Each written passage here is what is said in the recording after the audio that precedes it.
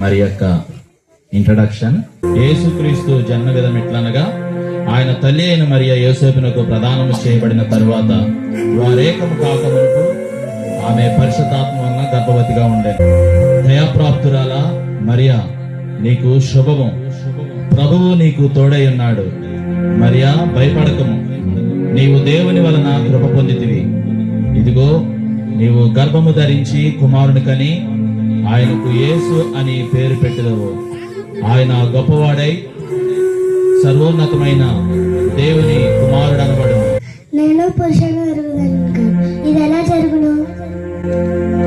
పరిశుద్ధాత్మ నీ మీదకి దిగి వచ్చును, సర్వోన్నతుని శక్తి నిన్ను కమ్ముకొను. గనుక పుట్టబోవు శిశువు పరిశుద్ధుడై దేవుని కుమారుడు అనబడును. మరియను వివాహం చేసుకోబోయే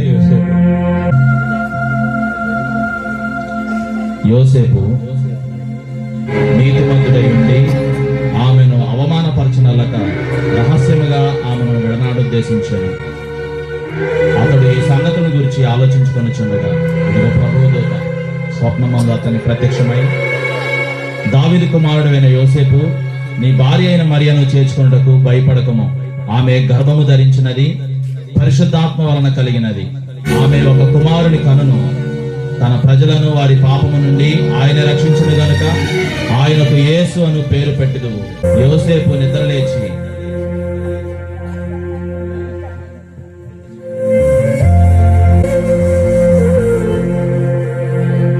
ప్రభువు దూత తనకు ఆజ్ఞాపించిన ప్రకారం తన భార్యను చేర్చుకొనెను.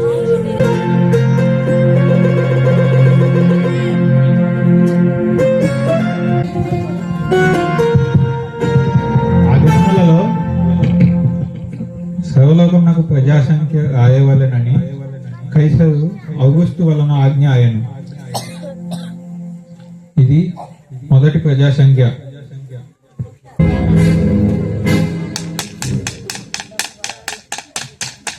ఇందు మూలంగా 50 మంది ప్రవచనానికి తెలియజేయండి ఏమనగా, రాజుగారి ఆజ్ఞ మేరకు ఎవరు సొంతగా ఊర్లకు వెళ్లి వారి జనాభా లెక్కలు నమోదు చేయవలసిందిగా కోరుతున్నాము. యోసేపు దావీదు వంశంలోను గోత్రంలోను పుట్టినవాడు గనక తనకు భారీగా ప్రదానం చేయబడిన గర్భవతి అయ్యుండిన మరియతో కూడా ఆ సంఖ్యలో వ్రాయుటకు గలిలియాలోని నజరేతు నుండి యూదయలోని బెత్లెహేం అనబడిన దావీదు ఊరికి వెళ్ళెను. ఆ దినాల్లో మరియ ప్రసవ దినాలు ముగిసినందున ప్రసవించుటకు ఆమె స్థలము వెతుకుచూ ఉండగా అనేక మందిని ఆశ్రయం కోరుటకు ఆ యొక్క గ్రామంలో వారు తిరుగుతూ ఉండగా, అండి మీ ఇంట్లో కొంచెం స్థలం ఉంటే మా దగ్గర స్థలం లేదండి, దయచేసి క్షమించండి. అండి మీ ఇంట్లో స్థలం లేదు, ఏం లేదు. ఎలా లేకుండి అంటే మీ ఇంట్లో కొంచెం స్థలం ఉంటే అయ్యా, మా ఇంట్లో స్థలం లేదు, కానీ మా పశువుల పాకల స్థలం తీసుకుని.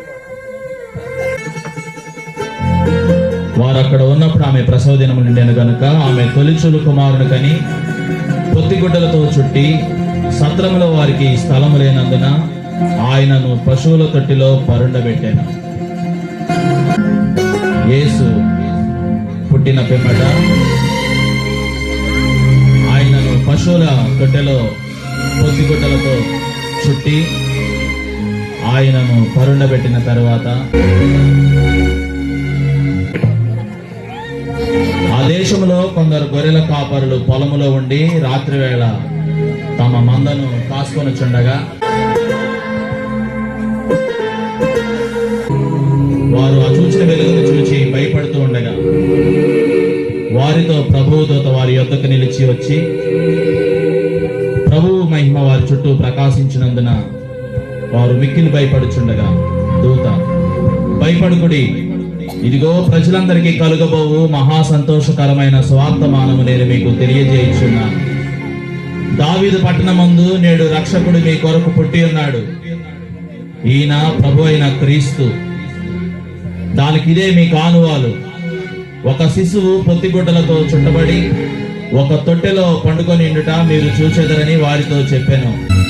వెంటనే పరలోక సైన్య సమూహము వారితో కూడా నిలిచి, సర్వోన్నతమైన స్థలములో దేవునికి మహిమయు ఆయనకిష్టులైన మనుషులకు భూమి మీద సమాధానమును కలుగునుగాక అని దేవునికి స్తోత్రము చేయుచుండెను.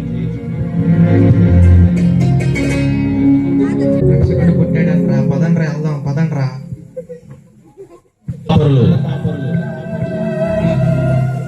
బాలుడైనటువంటి యేసును వారు ఆరాధిస్తూ ఉండగా రాజు అయినటువంటి హేరోదు దినములయందు యేసు పుట్టిన పిమ్మట ఇదిగో తూర్పు దేశపు జ్ఞానులు యెరూషలేమునకు వచ్చి, ఆ సమయంలో తూర్పు దేశం నుండి వచ్చినటువంటి జ్ఞానులు ముగ్గురు హేరోదు రాజునొద్దకు వచ్చి, నమస్కారం రాజు. యూదుల రాజు గారు పుట్టినవాడే ఎక్కడ? తూర్పు దిక్కున మేము ఆయన నక్షత్రము చూసి ఆయనను పూజింపవచ్చు. ఎవరక్కడ?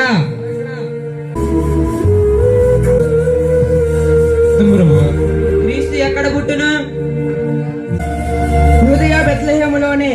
ఎలయనగా యూదయ దేశపు బెత్లెహేమా, నీవు యూదా ప్రధానులలో ఎంత మాత్రమును అల్పమైన దానవు కావు.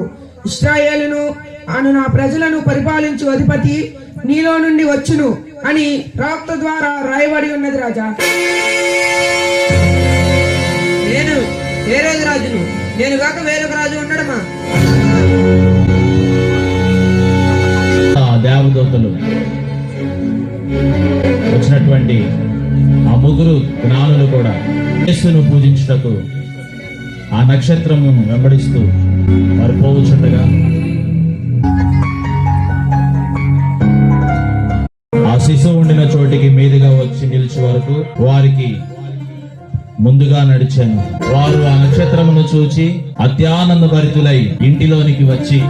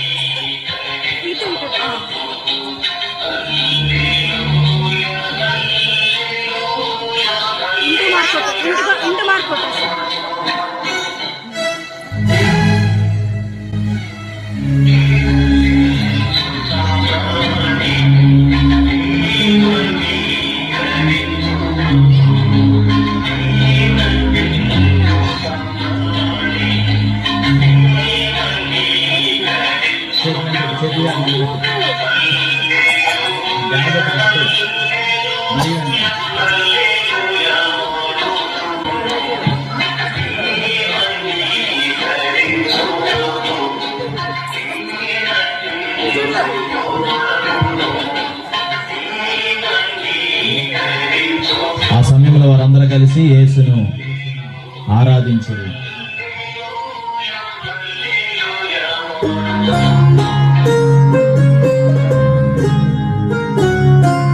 ఇంతటితో స్కిట్ ముగించబడింది. యేసయ్య పుట్టినటువంటి విధానం మనం ఇప్పటిదాకా చూసాం.